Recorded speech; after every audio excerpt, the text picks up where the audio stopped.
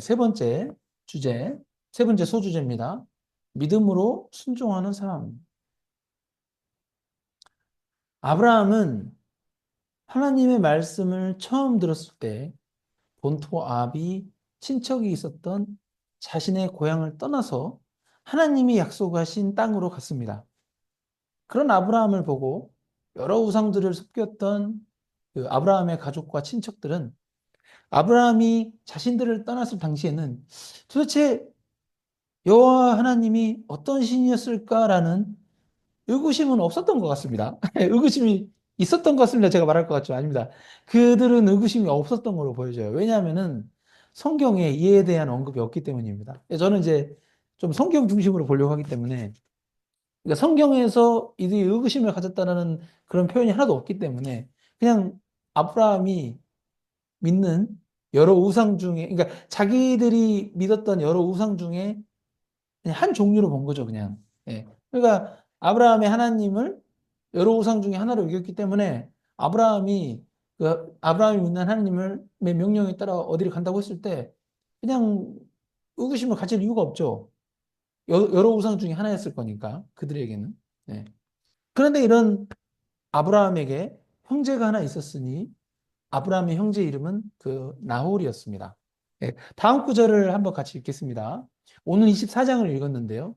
그 앞 장인 두 장 앞에 있는 창세기 22장입니다. 창세기 22장 20절 다 같이 읽겠습니다. 이 일 후에 어떤 사람이 아브라함에게 알리어 이르기를 밀가가 당신의 형제, 아브라함의 형제죠. 나홀에게 자녀를 낳았다 하였더라. 이 구절에서 이 일 후에라는 표현은 아브라함이 이삭을 하나님께 그 제물로 바치려고 했던 그 사건 후를 말합니다. 그리고 이 시점에 그 그러니까 아브라함이 이삭을 하나님께 제물로 바치려고 했던 이 시점에 이 사건 이후에 그 이 시점에서 아브라함은 자신의 형제인 나홀이 밀가를 통해 어, 자녀를 낳은 소식을 들은 것입니다. 밀가는 누구입니까? 이건 이제 창세기 또 11장을 가야 되는데요. 창세기 11장 한번 같이 읽어보겠습니다. 27절, 창세기 11장 27절입니다. 데라의 족보는 이러하니라. 데라는 아브라함과 나홀과 하란을 낳고 하란은 롯을 낳았으며 그 다음 구절 29절 시작 아브라함과 나홀이 장가 들었으니 아브라함의 아내의 이름은 사레며 나홀의 아내의 이름은 밀가니 하란의 딸이요 하란은 밀가의 아버지이며 또 이스가의 아버지더라. 그러니까 여기 보시면 27절 보시면 아브라함이 장남이네요. 아브라함이 장남이고 그 동생이 나홀이고 막내가 하란이네요. 그죠?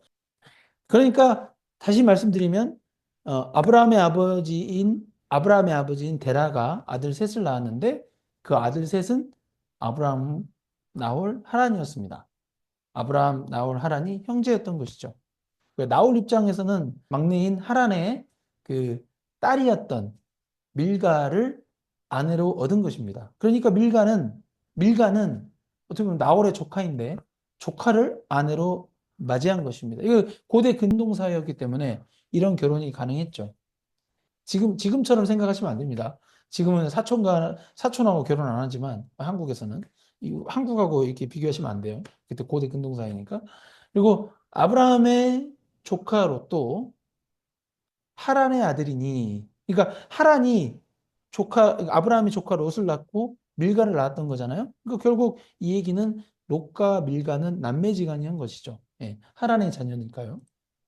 근데 아브라함은 리브가가 자신의 며느리가 될지는 이때 당시는 몰랐겠죠. 그죠? 근데 아까 읽었던 그 창세기 20절에서 어떤 사람이 아브라함에게 말하기를 아브라함의 그 동생이죠. 아브라함에게 나홀과 밀가 사이에 자녀를 낳았다는 것을 알려주었습니다. 창세기 22장 20절에서. 그래서 이 이야기를 들은 아브라함은 그들의 자녀 중, 그러니까 나홀과 밀가 사이에 낳은 자녀들 중에 이삭의 아내를 맞이하겠다라는 생각까지 하게 되는 것입니다. 예. 롯의 자녀들은 생각을 안 하죠. 이게 아시다시피 이제 롯은 그 자기 딸 둘과 자녀들을 낳아서 모압 백성, 그러니까 모압 족속과 암몬 족속을 낳게 되잖아요. 그래서 그쪽은 아예 생각 안 했던 것 같고, 아브라함은 이제 그쪽 롯 자손은 아예 생각을 안 한 것 같고, 흥미롭게도 나홀과 밀가 사이에 낳은 자녀들을 중에 이제 자신의 며느리로 맞이하겠다라고 이제 그런 생각까지 하게 되었던 것입니다. 네. 그리고 창세기 22장 23절에서 리브가가 언급됩니다. 예, 오늘 24장을 읽었는데 아까 제가 22장 20절 읽었잖아요. 근데 그 바로 다음 구절에 창세기 22장 23절에서 리브가가 언급됩니다. 한번 관련 성경 구절 한번 읽어보실까요? 예, 되게 흥미롭습니다. 21절에서 23절 창세기 22장 예, 다 같이 읽겠습니다. 그의 맏아들은 우스요 우스의 형제는 부스와 아람의 아버지 그무엘과 이게 지금 그러니까 21절은 뭐냐면은 나홀과 밀가 사이에 태어난 자녀들을 설명하는 새 구절이에요. 아까 20절은 나홀과 밀가가 결혼했다라고 이제 그 내용이 나왔잖아요. 네, 나홀과 밀가의 자손들입니다. 21절 다 같이 읽겠습니다. 그의 맏아들은 우스요. 네, 나홀의 맏아들인 거죠. 그다음에 우스의 형제는 부스와 아람의 아버지 그무엘과 여기 아람 족속이 나오네요. 22절 게셋과 하소와 빌다스와 이들랍과 부두엘이라. 그리고 이 여덟 사람은 어, 아브라함 형제 나홀의 아내 밀가의 소생이며, 그러니까 나홀과 밀가 사이에 이 부부 사이에 8명이 태어난 거죠. 8명이 언급된 거고, 이 부두엘이라는 막내 아들이 있는데 그 부두엘은 리브가를 낳았고라고 이렇게 언급되어 있습니다. 그렇죠? 여기서 이제 오늘 읽은 거는 창세기 24장인데 이미 창세기 22장 이 후반부에서 리브가가 언급되죠. 예. 이게 참 은혜로운 부분입니다. 왜냐하면 하나님은 창세기 24장이 도래하기 이전에 이미 리브가를 이삭의 아내로서 사람을 예비하신 것을 보여주시는 대목이거든요. 나홀과 밀가 사이에 8자녀가 태어나는데 그중 막내 아들인 부두엘의 딸이 리브가이니까 리브가는 나홀의 손녀죠. 그죠? 나홀의 막내 아들의 딸이니까 나홀의 손녀인 것입니다. 나홀의 손녀를 그러니까 나홀이 누구였죠? 아브라함의 동생이잖아요. 아브라함의 동생의 손녀를 이삭의 아내로 맞이한 것입니다. 아멘. 하나님은 이미 이삭의 아내를 이때부터 예비해 놓으셨던 거예요. 예. 사실 뭐 그렇게 따지면 태어나기 전부터 다 예비해 놓으셨죠. 예. 그런데 이때 중요한 질문이 하나 생깁니다. 나홀과 그 밀가 사이에 자란 자녀들이 과연 여호와 하나님을 제대로 알고 있었을까요? 예.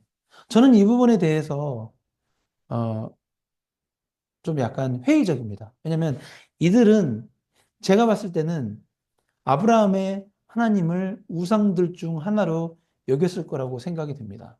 물론 이제 이 부분에 대해서 제가 예전에 목사님 누군지 기억 안 나요. 저도 이제 신앙생활 20년 넘게 했기 때문에 뭐 여러 명의 목사님을 만나봤고 그분들의 설교를 들었기 때문에 누군지 모르겠는데 제가 과거에 만났던 목사님 중에 한 분은 이제 뭐 아브라함이 친척이니까 아브라함의 여호와 하나님에 대한 소식을 뭐 전해 들어서 뭐 이들은 하나님을 알고 있었을 것이다. 뭐 이런 식으로 막 뭐 되게 뭐 하나님을 아는 백성인 것처럼 이렇게 설교하는 분들도 얘기 들었는데 모르겠어요. 저는 지금 저랑 같이 창세기 1장부터 24장까지 다 읽었는데 이 나홀과 밀가가 하나님에 대해서 정확하게 알 수 있었다라는 근거가 되는 성경 구절들을 여러분 발견했습니까? 저는 못 봤어요. 예, 그 얘기가 없어요. 그냥 이 리브가를 언급하기 위해서 나홀과 밀가에 대한 이 족보가 지금 아까 22장 후반부에 나온 거지.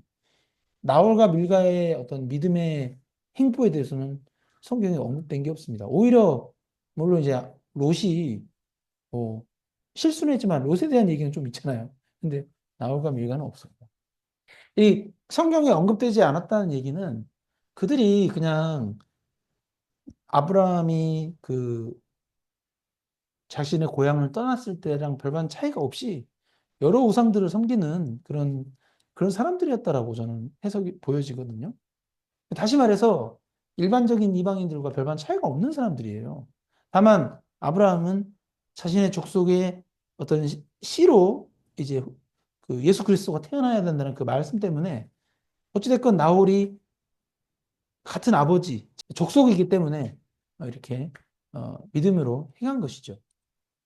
그런데 참 독특한 것은 다음 구절들입니다. 창세기 24장 50절과 51절. 다 같이 한번 읽겠습니다. 라반과 부두엘이 대답하여 이르되 이 일이 여호와께로 말미암았으니 우리는 가부를 말할 수 없노라. 르브가가 당신 앞에 있으니 데리고 가서 여호와의 명령대로 그를 당신의 주인의 아들의 아내가 되게 하라. 창세기 24장 50절에서 이 라반이 등장하는데 라반이 누구입니까? 바로 이삭의 아내가 될 리브가의 오빠였습니다. 예. 리브가의 아버지인 부두엘과 리브가의 오빠인 라반이 대답하기를 이 일이 여호와께로 말미암았으니 우리는 가부를 말할 수 없다라고 말합니다. 이 우상을 숭배하는 집안이었기 때문에 하나님을 여러 우상 중에 한 신으로 여겼을 거라고 저는 보여지는데 어쨌든 이런 그 우상을 섬기는 집안에서 뭐 늙은 종의 이야기를 전체적으로 들어보니까 아브라함의 하나님, 아브라함의 하나님이 진짜 역사하신 것을 이들이 깨닫게 된 거죠. 그리고 그들은 여호와 하나님의 명령대로 리브가로 하여금 이삭의 아내가 되게 하라고 말한 것입니다. 네. 그리고 나서 다음날 아침 늙은 종이 아브라함에게 돌아가게 해달라고 요청하자 라반과 리브가의 어머니는 다음과 같이 말합니다. 다 같이 읽겠습니다. 창세기 24장 59절. 리브가의 오라버니와 그의 어머니가 이르되 이 아이로 하여금 며칠 또는 열흘을 우리와 함께 머물게 하라. 그 후에 그가 갈 것이니라. 막상 리브가를 보내려고 하니까 가족들이 아쉬운 마음이 들었을 겁니다. 자기와 계속 살았던 이제 가족을 가나안 땅으로 보내야 되니까요. 그래서 며칠 또는 열흘 정도 머물렀다가 가라고 아브라함의 늙은 종에게 부탁한 것이죠. 이에 대해서 늙은 종은 정중히 거절하고 아브라함에게 빨리 돌아가겠다라고 하면서 두 이제 이견을 보이니까 결국 이 문제에 대해서 리브가의 결정을 따르기로 했습니다. 이때 리브가는 조금도 주저함 없이 아브라함의 늙은 종의 말대로 곧바로 가겠다고 답합니다. 좀 가족들이 섭섭했을 것 같긴 한데 특히 리브가는 자신의 미래가 불확실함에도 이 리브가 믿음이 생긴 거죠. 리브가한테. 믿음으로 이삭에게 가는 여정을 선택합니다. 이는 리브가가 아브라함의 늙은 종을 통해 아브라함의 하나님이 어떤 분이신지 깨닫게 되었고 이 결혼이 하나님께서 예비하신 결혼인 것을 리브가도 믿게 된 것이죠. 비록 리브가가 이 늙은 종을 만나기 전까지는 하나님에 대해서는 정확하게 몰랐겠지만 뭐 그냥 아브라함의 하나님 정도 뭐 그렇게만 알고 있었겠죠. 근데 아브라함의 늙은 종으로부터 이 하나님에 대한 하나님이 어떻게 역사하신 것을 듣게 되니까 복음을 듣게 된 거죠. 하나님을 알게 되고 믿게 되니까 이 리브가의 순종은 단순한 결단이 아니라 하나님을 믿는 신앙의 행동으로 발현된 것입니다. 이 리브가의 순종은 창세기 11장에서 말하는 아브라함이 처음 하나님의 말씀을 받았을 때 그가 했던 믿음의 행동이 연상이 될 정도의 어떤 순종이었습니다. 한번 같이 읽어볼까요? 히브리서 11장 8절. 믿음으로 아브라함은 부르심을 받았을 때에 순종하여 장래의 유업으로 받을 땅에 나아갈새 갈 바를 알지 못하고 나아갔으며. 리브가의 삶은 오늘날 우리에게도 하나님의 뜻이 분명하다면은 믿음으로 하나님의 뜻에 즉각적으로 순종하는 순종의 중요성을 가르칩니다. 이삭과 리브가의 만남은 하나님의 인도하심과 인간의 순종이 결합된 결혼으로서 하나님의 언약이 아브라함의 다음 세대인 이삭에게로 이어지는 중요한 전환점이 됩니다. 결론입니다. 하나님께 맡기는 삶의 교훈입니다. 창세기 24장은 하나님의 섭리, 기도, 순종이라는 이 세 가지 핵심 메시지를 우리에게 가르쳐 줍니다. 하나님의 섭리는 우리의 삶 속에서 항상 역사하고 있으며 우리는 기도와 믿음으로 그분의 뜻에 반응해야 합니다. 또한 리브가처럼 믿음으로 하나님의 뜻에 순종할 때 하나님은 순종하는 신자를 통해서 하나님의 약속을 이루십니다. 우리의 삶에서도 하나님의 섭리를 신뢰하며 기도와 순종으로 하나님의 뜻을 이루는 삶을 소망합시다. 하나님께서 우리의 여정을 인도하시고 하나님의 뜻을 이루실 것입니다. 아멘.